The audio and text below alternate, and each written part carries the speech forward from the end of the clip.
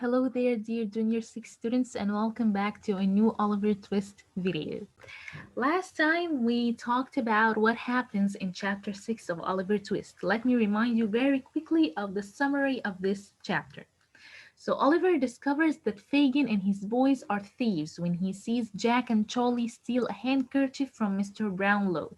Mr. Brownlow is the old gentleman who is standing outside a bookshop reading. The people mistake Oliver for the thief. They catch him, and a police constable takes him to the police station. The bookshop owner testifies or tells the police that Oliver is innocent, and Mr. Brownlow takes Oliver to his house. Fagin orders Nancy and the boys to bring Oliver back before he tells anyone about their gang. Okay, so this was what happened in chapter 6 of Oliver Twist. In this video, inshallah, we are going to continue with chapter 7. But before we proceed to the events of chapter 7, I want you to pause this video, go to your readers and read chapter 7 of Oliver Twist. And on the CD, you can find the two tracks, chapter 7a and chapter 7b, reading this specific chapter.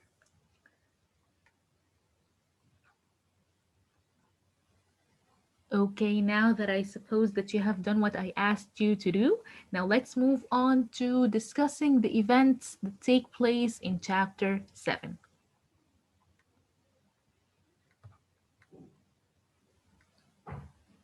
Okay, so in Mr. Brownlow's house, Oliver is treated very well. He is given enough food, and Mrs. Bedwin, who looked after the house, takes care of him. So, for the first time in Oliver's life, he is taken care of and is given good food. Oliver stares at a painting in Mr. Brownlow's house, and Mr. Brownlow notices that Oliver looks like the lady in the painting. Oliver tells Mr. Brownlow about Mr. Bumble and the workhouse.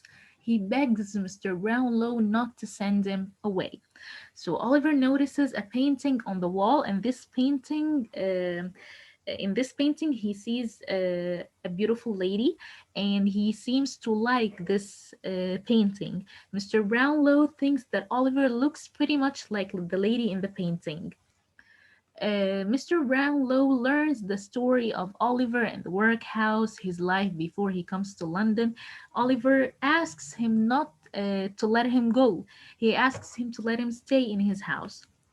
Of course, as you know, Oliver will not find this kind treatment anywhere else. Mr. Brownlow tells him that he won't send him away unless Oliver gives him a reason. Mr. Grimwig, a friend of Mr. Brownlow, arrives. He doesn't trust Oliver and warns his friend not to trust Oliver. He suggests that Oliver takes Mr. Brownlow's books back to the bookshop to test him.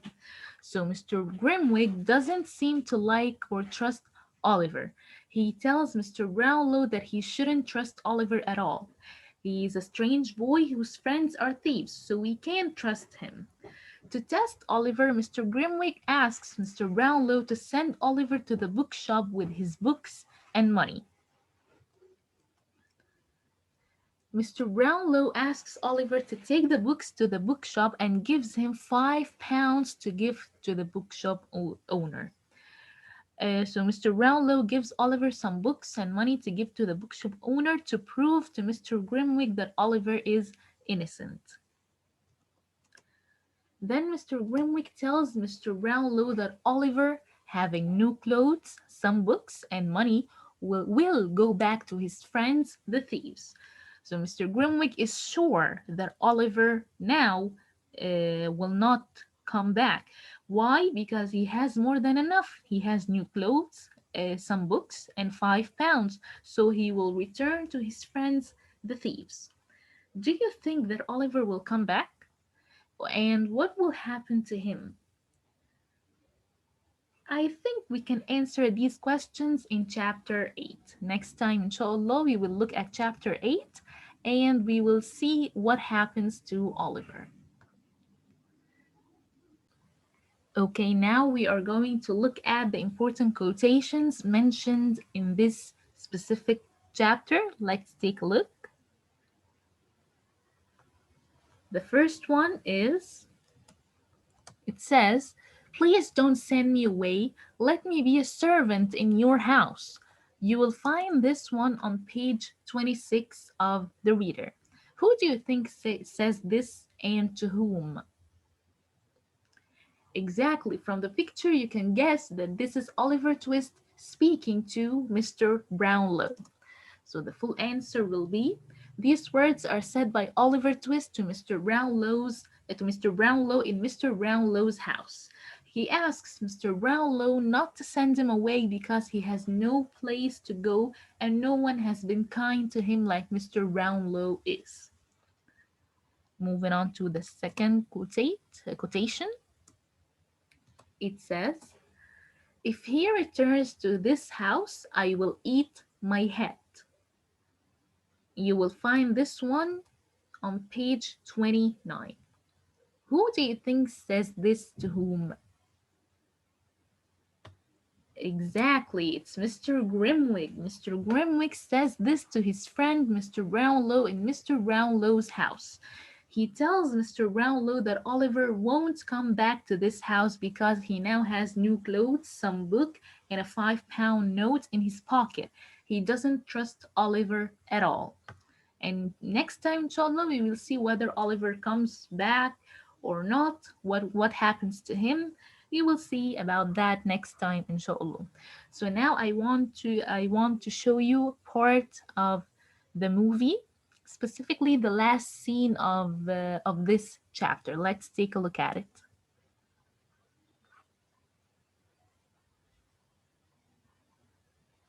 I'm very sorry for that.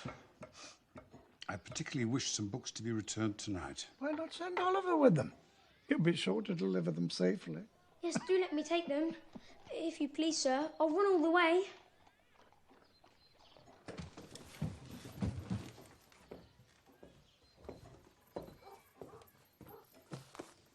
You shall go, my dear.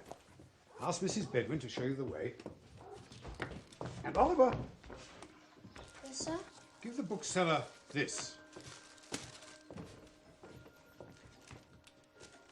The money I owe him.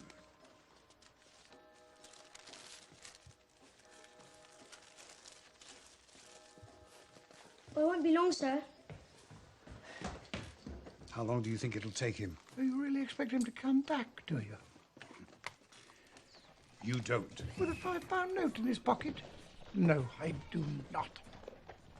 If ever that boy returns to this house, I'll eat my own head, sir. And yours. Okay, so at this point, we reach the end of chapter 7 of Oliver Twist. Next time, inshallah, we will discuss chapter 8 and see what happens in that chapter. Until then, stay safe and thank you so much for watching.